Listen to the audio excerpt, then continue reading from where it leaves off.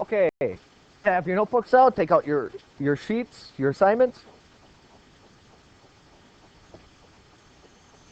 Now, hopefully, you follow my directions yesterday, which stated to do what after you finished the assignment? What were you supposed to do after you finished the assignment? Once you finished the assignment, what were you supposed to do? Anybody remember? Read it out loud to yourself. That will give you a real good understanding, and it will check your answers for you, because oftentimes you put an answer in, but then when I ask you to read it out loud, suddenly the answer makes absolutely no sense. So on all these sheets, remember, they are a review from previous information and new information. Read the sheets first, then do the reading, get the answers, and then read it out loud to yourself, and that will be a way for you to check your answers, and it will be a way for you to go through the information one last time, because that sheet, the summary sheets, are a review. It is all the important information from that section condensed into a shorter form. And that will get you ready for the notes today. Now, the notes today, A Nation Dividing 15-2, I did them in a different way today. I'm going to try this once and see what your reactions are. I don't have them in normal outline form. I have them in a variety of different formats, and we're just going to see if it works better for you, or if it ends up being more confusing for you. So here we go, A Nation Dividing. You can have your yellow sheets up because they might help you when I ask you some questions. So, I also have this new transition.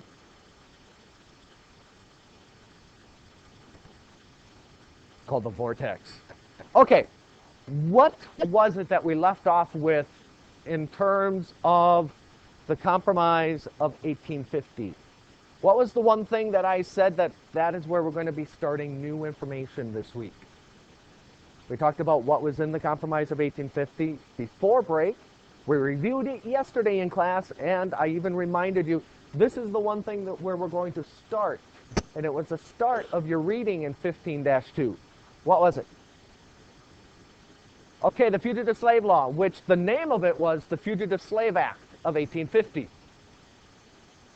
The Fugitive Slave Act of 1850. Now, it was part of which compromise? Raise your hand if you can tell me. These are the notes. This is the way the notes are going to look. So don't expect them to be in normal outline form today. What was it a part of? Which compromise was it a part of? The Compromise of 1850. Now, however you want to write these down, that's fine. If you want to try to put them in the graphic form, that's fine. If you want to put it in outline form on your paper, that's fine too. Whatever works for you. So we have the Fugitive Slave Act of 1850. It was part of that Compromise of 1850. And going to go back to, remember, we divide the class up. We have the South over here, remember? We have the North over here. I need a volunteer from over here. Okay. Now, what I need you to do is over. Okay.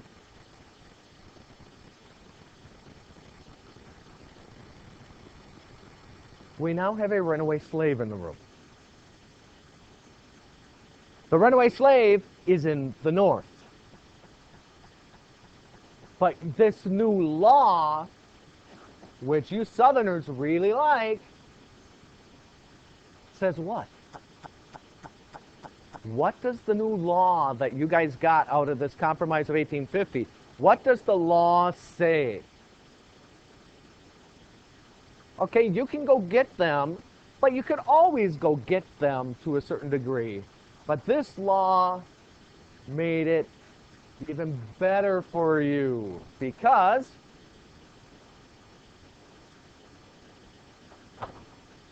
Okay, so the law says that these people over here have to help you catch her. Now, do you guys want to help her?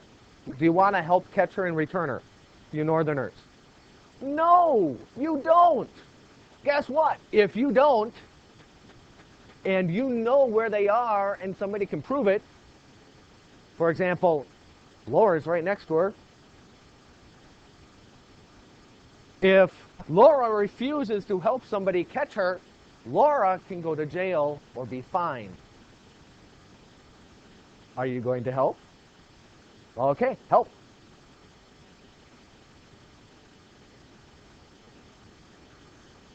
Even slaves that had run away to the north that have been there for 20, 30, 40 years could be recaptured because it required the Northerners to help return fugitive slaves. And who can remind us, what does the word fugitive mean? What does the term fugitive mean? Fugitive means runaway. What does the term act mean? Fugitive means runaway. Act. What does act mean? What does act mean? No, not in this situation. Not in this situation. Does not mean to do something. When we took the notes on the Compromise of 1850, we said that they got a tough new fugitive slave law. The word act is another word for law. The name of this law is the Fugitive Slave Act, but act is another word for law. If you need to write that down because you're not going to remember it, write it down. Just because I don't have it on the screen doesn't mean that you can't write it down if you're not going to remember it. And so if Laura decided to help catch those slaves because she did not want to do what? She did not want to get fined, and she did not want to go to jail. So the Fugitive Slave Act of 1850 said basically anybody in the North is forced to help return runaway slaves. People in the North, do you like that law? Wake up. Wake up. Do you like the law? People in the North? No. People in the South, do you like the law? Yes. Good. Okay, moving on. New transition. Vortex. Now, around the time that we're talking about now, the country sort of looked like this. Here's that territory of Utah that we talked about with the Compromise of 1850. Here's the territory of New Mexico. Notice that they're larger than the actual states are today. Here's California. This entire area here, north of Indian Territory, really hadn't been divided up yet. It was called the Unorganized Territory. And here's the territory of Minnesota. Now, we're going to talk about this dude right here. Anybody remember his name from yesterday? I don't remember. In this class, I think I did do the vampire teeth, didn't I? No? Oh, in other years, people have said that he looks like a vampire. And so I've drawn teeth on him, little fangs.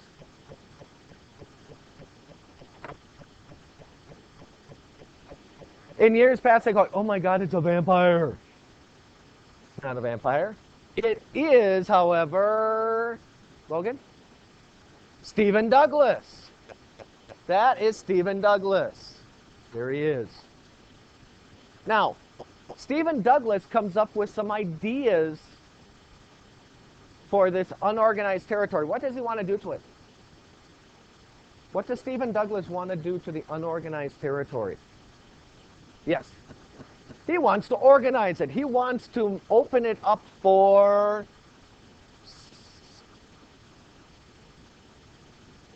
Yes, he wants to open it up for settlement. He wants to open the unorganized territory to settlement. He wants people to be able to move there and live, because right now they're not supposed to. Now, he wants to do this not out of the goodness of his heart, but does anybody know what state he's from? Hannah? He's from Illinois. And there's a town here that's growing in this part of Illinois on Lake Michigan. It's a large little town today. That would be Chicago. And some of Stephen Douglas's supporters, or a lot of them, are businessmen. And they have an idea to build something. They want to build something from Chicago to a railroad to, you know where? To California. They want to build that railroad from Illinois to California. In order to do that, you have to go through the unorganized territory. Well, if it's unorganized, there aren't any people there. If there are no people there, who's going to do the work? No one. So he wants to get it open so that he can allow his friends, his supporters, to build that railroad from Chicago to California. So he comes up with this idea. Let's open up settlement. But he's afraid that a certain group won't allow that to happen. What group doesn't he think will allow that to happen? Who doesn't he think will allow them to open it up when it comes to a vote in the Senate? Who do you think is going to fight against these northern territories? Remember, it's north of the 3630 line. Who's going to object to states or settlements being created in this unorganized area north of the 3630 line? The South, yes. Why? Why would the South be against settlement there?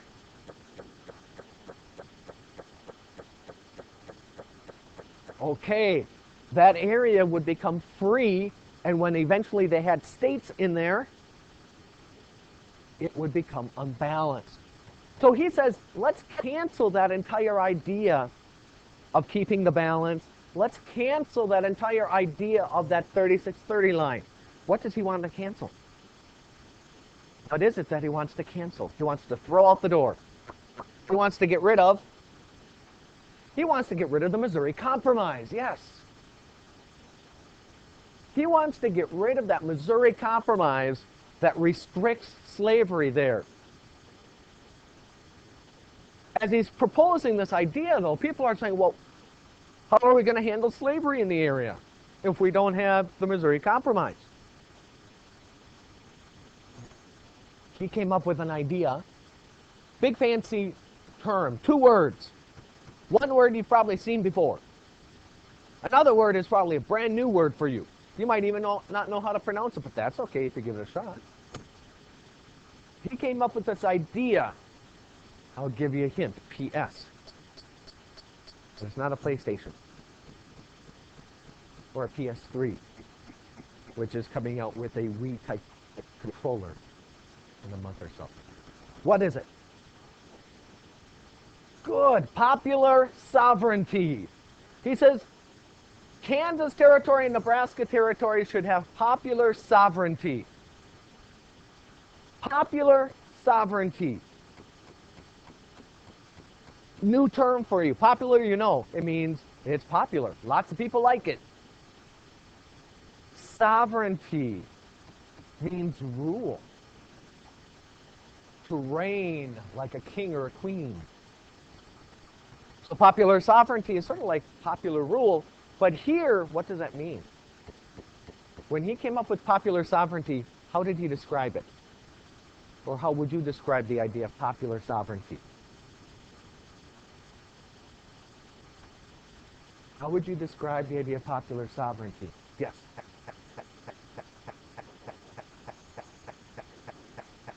Okay, let the people in that area choose. Let the people there decide if they want slavery or not. Let the people in the area choose. If they choose to have slavery, fine. Let them have slavery. If they choose not to have slavery, fine. Don't force them to have slavery. Let the people there decide. Now, what was this called? This has a name. The opening of the unorganized territory, the canceling of the Missouri Compromise, the introduction of popular sovereignty. It has a name. It was a law that came into effect in 1854. I'm giving you that word law because I gave you another word earlier. That means law. This is the Kansas-Nebraska Act of 1854. This is the Kansas-Nebraska Act of 1854.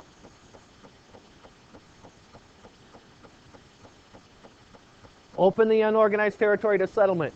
Let people move there. Let's get rid of the Missouri Compromise, get rid of the 3630 line.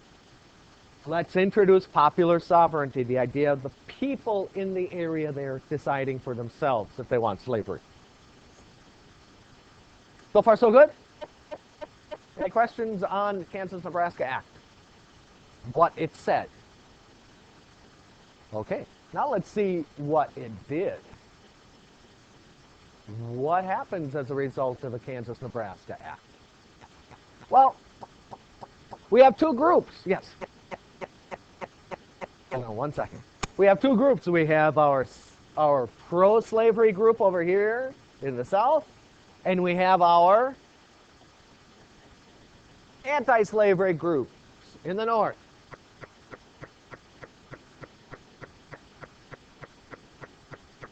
Now, pro-slavery people, what are you going to do? Suddenly, Kansas is open to settlement, and they're soon going to have a vote about whether or not they are going to be a free territory or a slave territory. You pro-slavery groups, what are you going to do? What are you going to do? Yeah.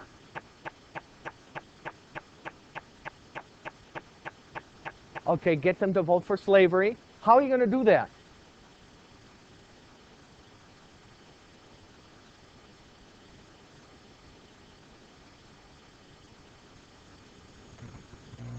Exactly right. You send your people, you send your supporters to Kansas to live there. Okay, how many people in this town want to go to Kansas? Lots of free land, lots of open land. We need as many people as possible to go. If you need some help, we will help pay your way to get there.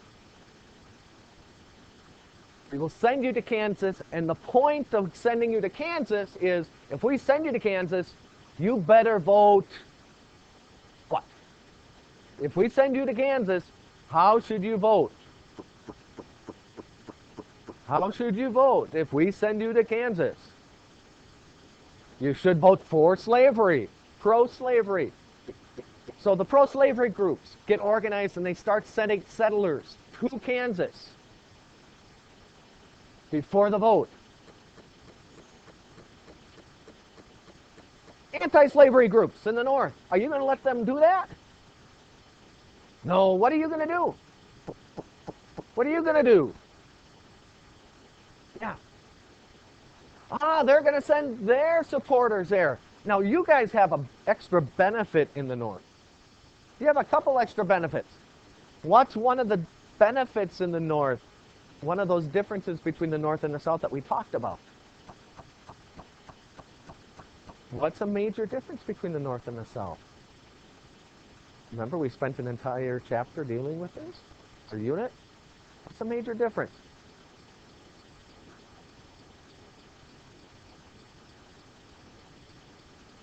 Okay, North has more factories, South has more agriculture. How does that help here? We're sending settlers or supporters to Kansas so that they have more people to vote there. That is a difference. That is a difference. Grant?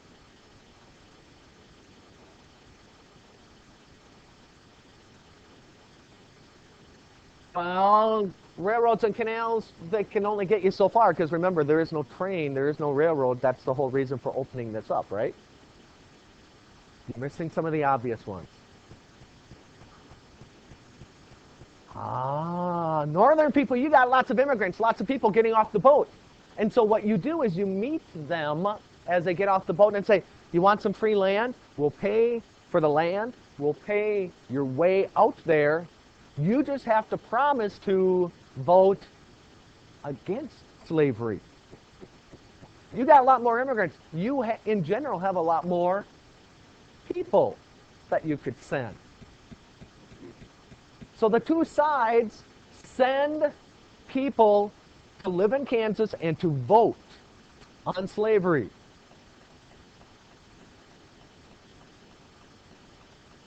The two sides send groups to vote on slavery. And so now we just have to wait for the election. And so the vote in Kansas. The election happens, the votes are tallied, and lo and behold, pro-slavery people, you win. Pro-slavery people win the election. You win the election and you set up a pro-slavery government. You won. You beat the anti-slavery people. Kansas is now slave. It is a slave territory. You beat them. There were over 6,000 votes cast.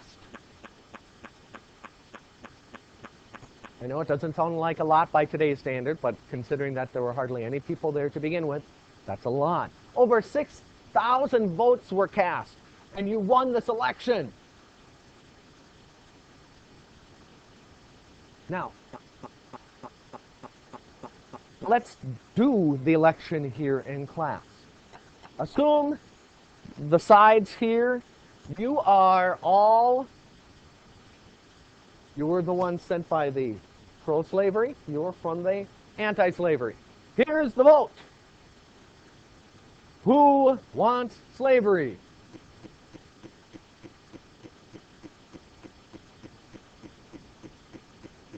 Remember, you were sent here, you need to vote for your people.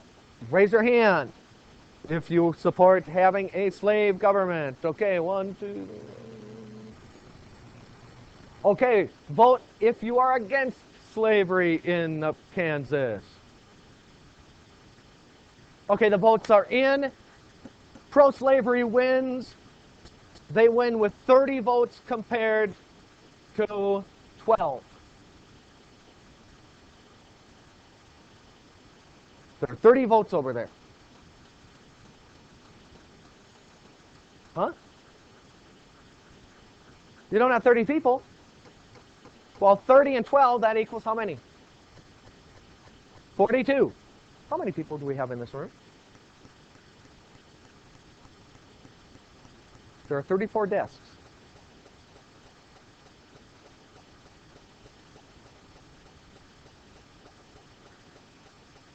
We have what? Around 29?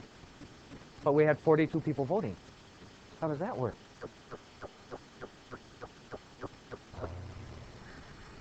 That's exactly what happened in Kansas, because there were over 6,000 votes cast, but there were only 1,300 or 1,500 eligible voters. Only 1,500 people were technically allowed to vote, but over 6,000 people voted. How did that work? How did that happen? And it was not people voting twice. How did that happen? Yeah.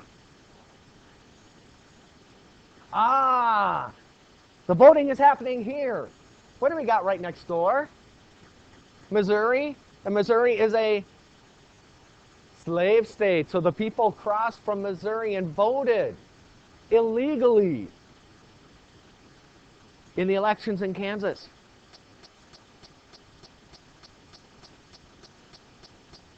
Those people from Missouri crossed the border and voted, then went back home. But you guys don't care. You guys won the election. You made your own government, a pro-slavery government in Kansas. You did it. You cheated, but you did it. Are you guys going to let that happen, anti-slavery people? What are you guys going to do? What are you going to do about it? They set up a pro-slavery government. What are you going to do? Yeah, you're going to have your own elections. You think any pro-slavery people are going to participate in your elections? No, because they say your elections are illegal. So guess what you get to do? Who wins your election? You, the anti-slavery people, win the anti-slavery election.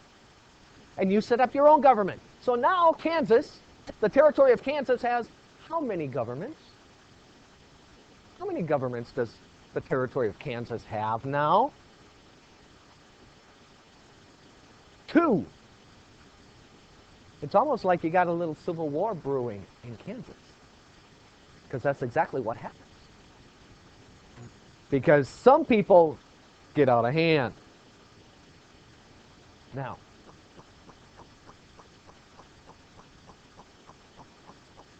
pro-slavery people. You know what you guys do? Anybody remember from the reading? What do you guys do, pro-slavery people? You arm yourselves. What do you guys do? You arm yourselves. Okay, pro-slavery people, what do you do next? Yeah! A group of pro-slavery people attacked the anti-slavery capital in Lawrence, Kansas. You guys attack them first. You burn their capital city to the ground. Keep in mind, this is like a Wild West town, so it's not big. It doesn't have huge buildings. But you attack the anti-slavery capital of Lawrence, Kansas. And here's a picture or a drawing of the event. You attack. You take out a lot of people. You burn the city to the ground. What do you guys do in return? What do you guys do? Okay, you attack them. And who leads that attack? If you need help, look at the pictures on the front or the back. Who leads that attack on the pro-slavery people? John Brown, yes. He's an abolitionist. He leads an attack on the pro-slavery people, murders some of them. See, John Brown's this really unique guy. Here's a picture of him. John Brown believes God told him to end slavery in the United States. It was his job. God has spoken to him, and he shall end slavery himself by force. God has spoken to him. God has told him to kill pro-slavery people. God has told him to free the slaves by force. John Brown sometimes can be called a little loony. He was considered crazy. If you look at him, he sort of looks crazy sometimes. He eventually grows the beard so that he can be hidden in disguise from the murders in Kansas. And the fighting actually didn't stay in Kansas. It also went to where? The fighting didn't just stay in Kansas. In Kansas, you basically have a mini civil war. You have Kansas versus Kansas. Pro-slavery Kansas versus anti-slavery Kansas. It continues on and even ends up in Sydney, Washington, D.C. at Congress. The violence spread to Congress. where an abolitionist was speaking, abolitionist member of Congress was speaking, and a Southern congressman comes up and starts beating him to a bloody pulp with his cane.